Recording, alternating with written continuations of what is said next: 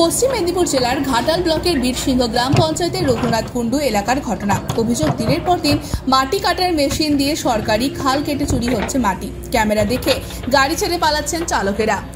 মাটির কারবারিদের দাবি, খালটি ব্যক্তিগত মালিকানাধীন, সরকারি নিয়ম মেনে তারা মাটি কাটছে, কিন্তু কোনো বৈধ কাগজ দেখাতে পারেননি কেউই। রাস্তায় ছুটে চলেছে মাটি বোঝাই গাড়ি, গাড়িতে নেই কোনো সিও। চালকদের প্রশ্ন করলে তারা জানান মালিকের কাছে রয়েছে বৈধ কাগজ। সিও বিহীন গাড়ি ছুটে চলেছে রাস্তায়। এতেই উঠছে প্রশ্ন, কি করে বৈধ কাগজ ছাড়া প্রশাসনের নজর এড়িয়ে চলেছে মাটি বোঝাই গাড়ি? তাহলে কি প্রশাসনের এক শ্রেণীর কর্মী এই অবৈধ কারবারের সাথে যুক্ত? বীরসিংহ গ্রাম পঞ্চায়েতের প্রধান জানিয়েছেন, গ্রাম পঞ্চায়েতে কোনো অনুমতি না নিয়েই চলছে এই মাটির ব্যবসা। এদিকে স্থানীয় মানুষের দাবি, ভূমি দপ্তরে জানিয়েও কোনো কাজ হয়নি। তবে ঘাটালের মাটি চুরির খবর সম্প্রচারের পরেই প্রশাসনের আধিকারিকরা পৌঁছে যান ঘটনাস্থলে। আটক করা হয় দুটি মাটি বোঝাই ট্রাক্টর, একটি মাটি কাটার জেসিবি মেশিন। ঘটনাস্থলে পৌঁছান ঘাটালের মহকুমা শাসক সুমন বিশ্বাস, ঘাটালের মহকুমা ভূমি আধিকারিক ও ঘাটাল ব্লক ভূমি আধিকারিক।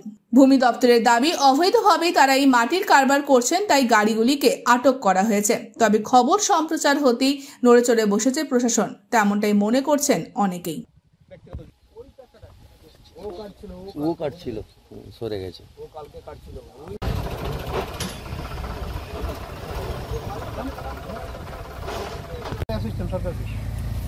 যেমন কাটছে, আপনি কতটা মাটি কাটছেন? আপনি যে একটা চালান আমাকে দেখাচ্ছেন 1300 টাকার, আপনি কত টাকার মাটি কেটেছেন? কালকে পর ক টাকার মাটি কেটেছেন? তাহলে মাপলেই তো বোঝা যাবে ওখানে কি। আপনি কবে থেকে মাটি কাটছেন এখানে? 3 দিনে। এবার 3 দিনে কত সময় দেখবো, কত টাকা মাপাবো।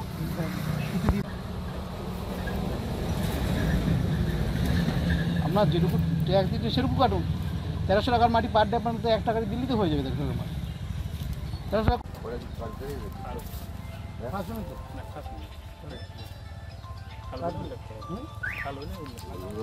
নাম কি স্যার? আমাদের তো একটা কপি দেওয়া দরকার। এবার ওরা যদি স্যার একটা কপি দিয়ে যদি দেখাচ্ছে 10 ফিট চালায় স্যার, সেই তো সেটা তো স্যার মানা যায় না।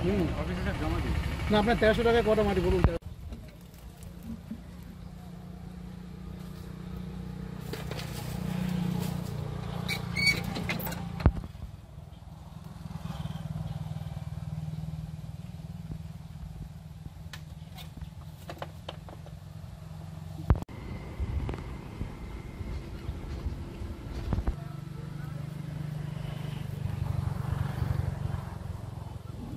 Bureau report, ANM news.